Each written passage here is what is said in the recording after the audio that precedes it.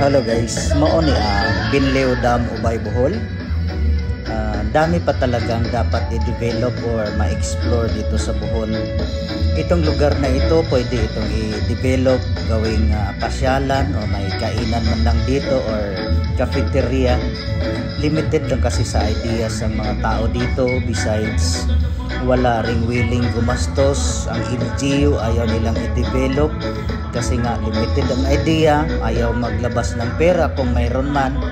Yung mga investors naman hesitant kasi alam naman nila ang corruption dito sa Pilipinas. Pero kung mayroon silang mentality na i-develop ito, gumastos, mapaganda ang lugar na ito. Maraming mamamasyal dito kasi parang necessity na ang pamamasyal ngayon. Nagiging stressful na kasi ang buhay. People need to relax, people need to enjoy. Kagaya sa Switzerland guys, kahit nasa bundok, ginastusan nilang i-develop. Lalo na yung napuntahan ko sa France, sa Mont Blanc, France, yung 2,700 feet above sea level, ginawan talaga nila ng tram paakyat. Kaya yung mga taong tamad, hindi hilig mag-hike, sasakay na lang doon sa train or tram paakyat sa bundok. And it's a very nice place. Dito kasi sa atin kulang sa pera, tsaka sagana sa korupsyon. Kung ako lang may pera, maganda mag-develop ng lugar dito sa Bohol. Kaso at the moment, medyo tahimik ang tourism ngayon.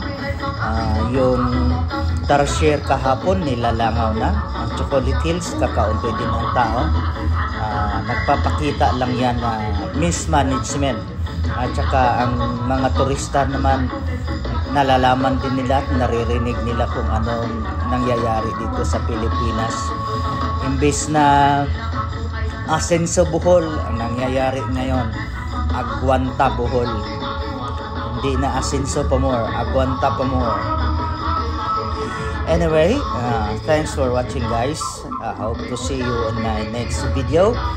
Big shout out to Otol Ellen, Tolyods, Tol Jonathan, Kuya Nelson, at sa mga future subscribers.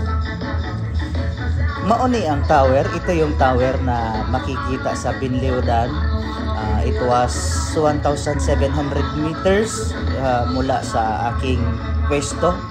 Dito ako nagpalipad hanggang saan makapasok ang motor. May harang na kasi doon. Shout out pala sa mga taga-Ubay, lalo na kay Paul Raymond Boyles, kay Malu Boyles, kay Tom Cotamora. Shout out na rin kay Jubern. Thank you for watching guys.